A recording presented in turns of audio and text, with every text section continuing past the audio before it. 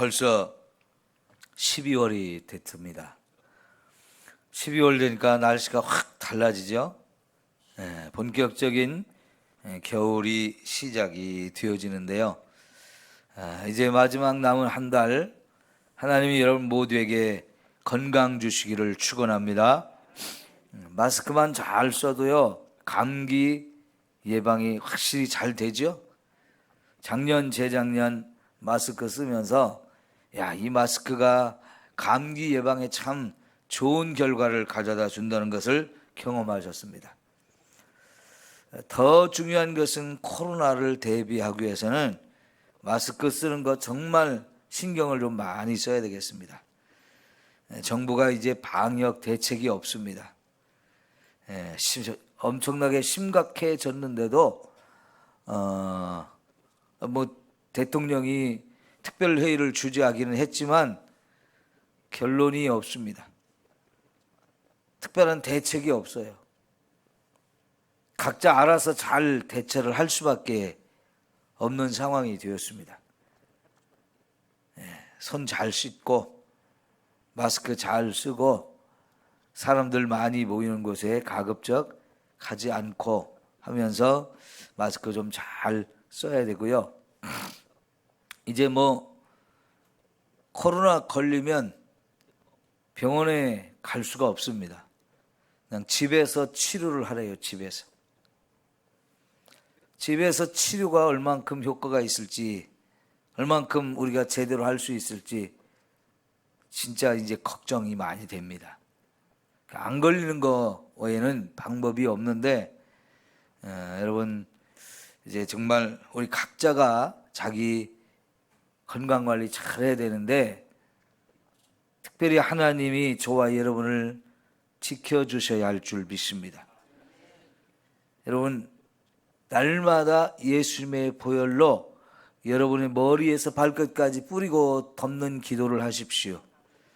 예수님의 보혈이 세상 그 어느 것보다도 안전한 보호막이 되고 피난처가 되어질 줄 믿습니다. 방패로 예수님의 보혈이 우리를 지켜주셔야만 우리가 이런 질병으로부터 건강하게 살게 될 줄 믿습니다. 우리 이 12월에 저와 여러분이 상록수 같은 삶을 살았으면 좋겠습니다. 상록수는 이 겨울에도 낙엽이 떨어지지 않고요. 계속 싱싱하게 푸르는 모습을 유지하고 있어요. 이제 우리 성도님들이 상당 부분이 이제 연세가 많이 드셨거든요. 여러분 연세가 든다는 거 한편으로는 자꾸만 서글퍼지고 속상하고 기분이 안 좋아지는 거지만 생각을 좀 자꾸 바꾸십시오. 요즘에 유행가에 그런 내용이 있대요. 나이를 먹는다는 건 늙어가는 게 아니고 뭐다? 익어가는 거다 그래. 익어가는 거다. 성숙해진다는 얘기예요. 더 성숙해진다. 그거를 오늘 말씀해 보면 잎사귀가 마르지 아니함 같으니 그랬어요. 잎사귀가 마르지 않음. 그게 바로 상록수죠. 잎사귀가 마르지 않으면 열매도 철을 따라 맺고요. 이러한 삶을 더 멋지게 표현한 게 뭐냐면 형통한다는 거예요. 모든 일이 다 형통한다는 거예요. 여러분 나이 먹어서 잎사귀 다 떨어지기를 바라십니까? 아니죠? 제가 어제 미장원에 갔더니요 너무 많이 간벌을 하셨어요. 너무 많이 섞어내셔가지고 짧게 잘라버리니까 영 머리가 폼이 안 나버리네요. 여러분 나이를 먹어가면서 머리가 자꾸 빠지시는 분들 여러분 머리 다짐 손질하기가 쉬워지지 않죠. 모양이 잘 안 나요. 예. 그래서 어제 머리 자르고 그랬더니 아침에 자고 일어났더니 머리가 영 볼품이 없어가지고요. 다시 아침에 새벽에 머리를 감고 손질도 좀 하느라고 시간이 좀 늦어졌는데, 여러분 나이를 먹어도 머리카락도 그대로 좀 유지하고 그러면서 좀 싱싱했으면 좋겠어요. 싱싱했어요. 우리 며칠 전에 고린도후서 4장 16절에 뭐라고 그랬습니까? 우리 겉사람은 후패하지만 뭐는 새롭다고요? 예, 속사람은 날로 새롭다 그랬어요. 우리 속사람이 날로 새로워지면 바로 그 모습이 잎사귀가 마르지 않고 싱싱하게 푸르른 상록수 같은 이런 모습으로 저와 여러분이 살게 되어질 줄 믿습니다. 자, 그렇게 되려면 여기 어떤 나무가 그렇게 잎사귀가 마르지 않는다고 그랬습니까? 네, 그렇죠. 야, 우리 김협적 권사님이 이게 싱싱한 거다라고 보여주시네요. 네? 시냇가에 심겨진 나무가 잎사귀가 마르지 않는다 그랬어요. 왜 시냇가에 심겨지면 그러나요? 계속해서 물이 공급이 잘 되어지고 영양 공급이 잘 되어지니까 여러분 싱싱하고 푸르르고 잎사귀가 마르지 않아서 늘 푸른 이런 모습을 보여주는 거죠. 그러면 열매도 많이 맺을 수 있다는 거죠. 잎사귀가 푸르른 이유는 잎만 무성하기 위한 것이 아니고 열매가 많이 맺기 위한 건데, 그걸 가리켜서 모든 것이 다 형통한 것이다. 여러분, 형통한 삶이 되어지려면 시냇가에 심겨져 있어야 돼요. 그 시냇가에 심겨져서 뭐가 공급되어져야 되느냐? 말씀이 공급되어지는 거예요. 예? 그 앞에 절에 시냇가에 심겨진 나무는 주야로 말씀을 묵상하는 대로 묵상하고 그 말씀을 줄거하는 자가 그렇게 시냇가에 심겨진 나무처럼 푸르른 이 푸르름을 유지할 수 있다는 거죠. 예. 우리 속사람이 날로 새로워지는 거, 그걸 가리켜서 말씀이 계속 공급되어지고, 그래서 이 말씀의 은혜와 능력이 저와 여러분의 삶 속에 계속 차고 넘치니까 모든 일이 다 형통해지는 거예요. 예? 자꾸 시들시들해지고요. 잎사귀가 하나씩 둘씩 떨어져 가지고 마지막 잎새처럼, 저거 마지막 남은 거 잎새 떨어지면 안 되는데, 떨어지면 안 되는데,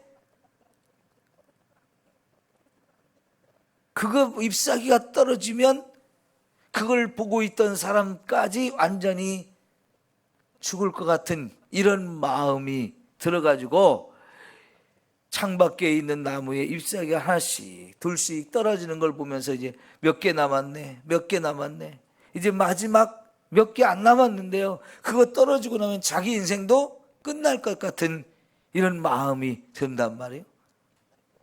그런데 밤에 말이죠, 갑자기 비바람이 몰아쳤단 말이죠. 그러면 그거 마지막 하나 남은 것도 떨어질 것 같은데요, 아침에 눈을 떠서 보니까 잎사귀가 안 떨어졌네요. 그거 왜 그랬어요? 친구가 마지막 잎사귀 달려있는 그 부분에 벽에다가 잎사귀를 그려버렸어요. 그러니까요, 이게 떨어지지 않는 잎사귀잖아요, 그죠? 그래서 잎사귀가 떨어지면 자기도 죽을 거라고 병실에서 창밖에 나무 잎사귀를 세고 있던 사람이, 저러면 잎사귀가 안 떨어지는구나, 잎사귀가 안 떨어진 걸 보면서 희망을 갖고 견뎠다는 얘기를 소설로 이렇게 쓴 걸 우리가 읽어본 적이 있어요. 마지막 잎새라는 소설이 있어요. 여러분, 그 다 떨어지고 앙상한 나뭇가지에 그냥 몇 개 남은 거 보고 이제 저거 다 떨어지면 내 인생도 끝인데 하루하루 그렇게 살면 그게 얼마나 안타까운 인생이에요. 네? 이 한겨울에도 잎사귀가 마르지 않고 싱싱한 그 풍성함을 유지한 것은 비결이 뭐냐? 말씀을 주야로 묵상하면서 그 말씀대로 살아가는 사람. 그런 사람이 형통한 사람이 되어지고 하나님의 은혜를 누리게 될 줄 믿습니다. 이 잎사귀가 마르지 않는 싱싱한 시냇가에 있는 나무와 정반대로 비교된 인생이 뭐라고 나와 있어요? 바람에 나는 겨와 같다 그랬어요. 바람 부는 날 겨는 어떻게 했어요? 진짜 이리저리 사방에 날리는 정처 없는 인생이 되어져요. 떠돌이 인생이 되어져요. 머물 곳이 없고 안정되지 못하고요. 구름 따라 바람 따라 그냥 막 흘러다니는 거예요. 이 말씀이 없는 인생이 그렇게 되어져요. 이런 인생은 망한다. 하나님이 인정 못한다.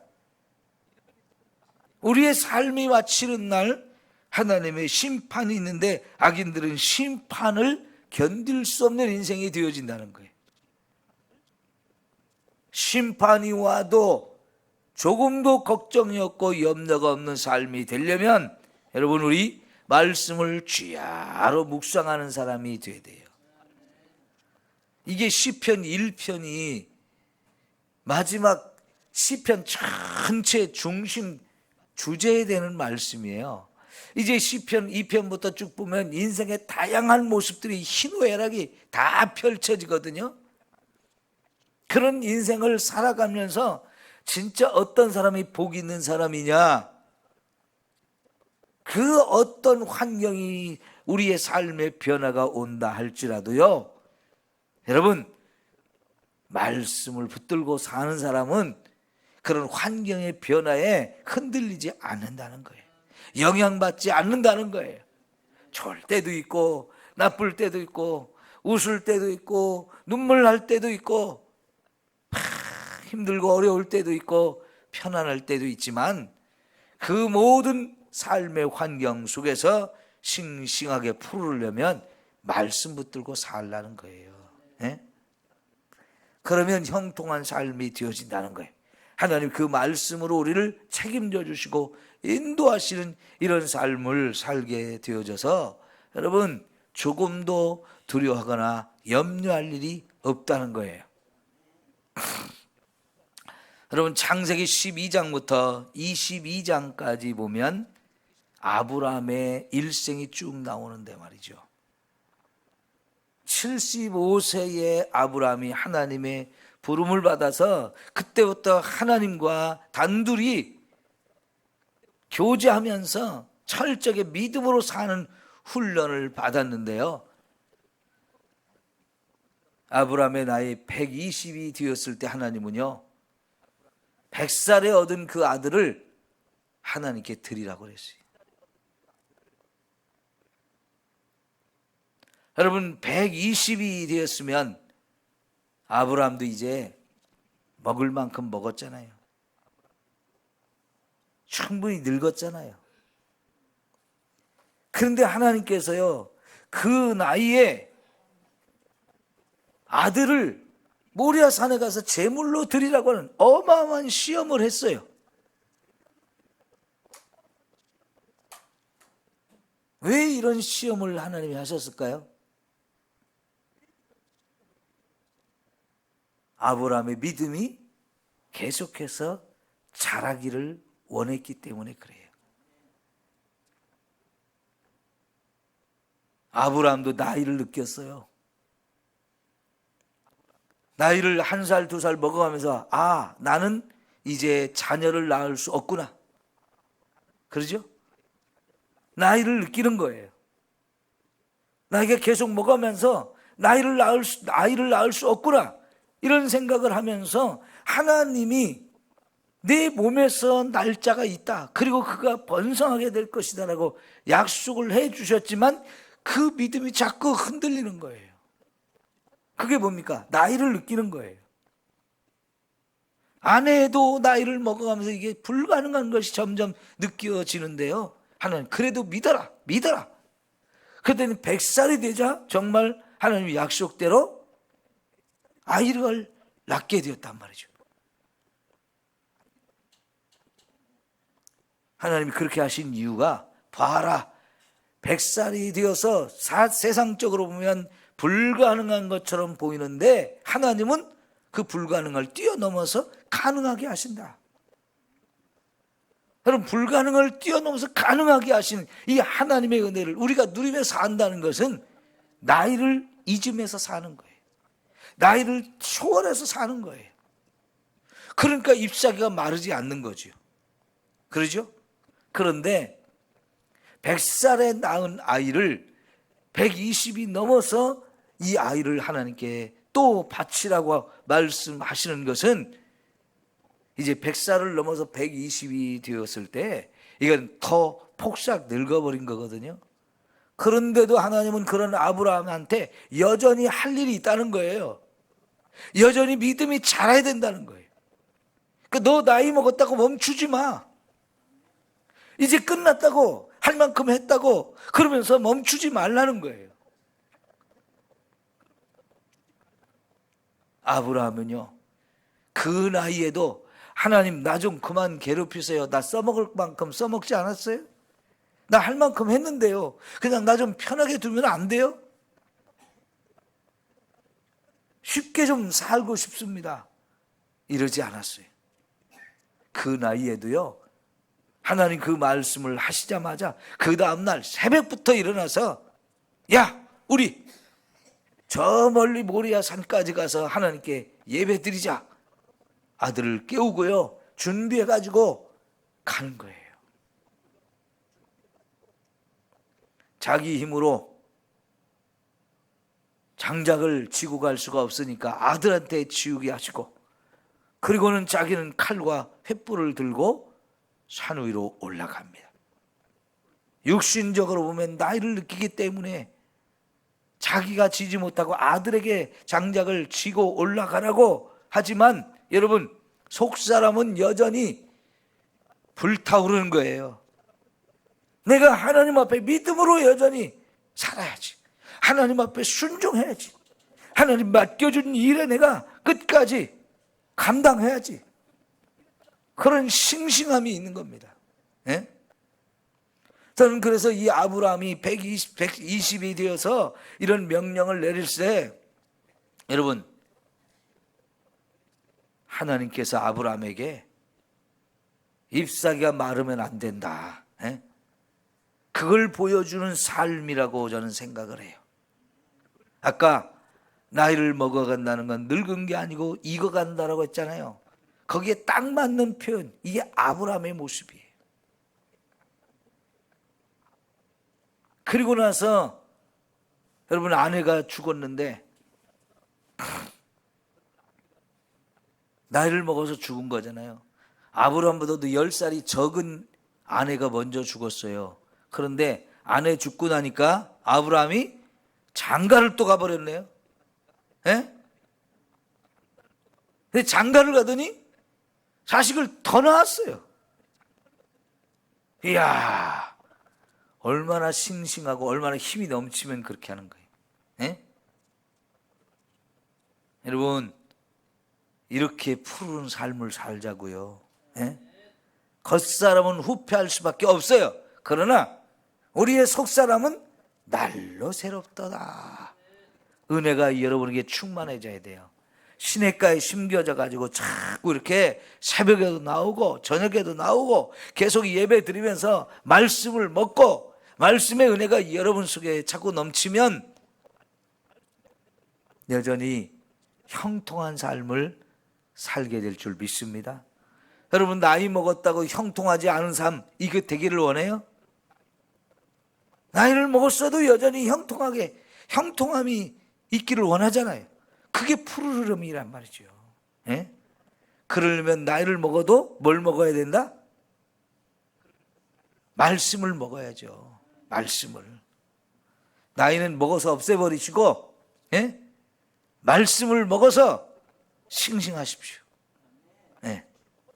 푸르십시오. 그래서 열매도 많이 맺고 잎사귀도 마르지 않고 형통한 이런 삶을 우리가 살기를 축원합니다. 예. 기도합니다.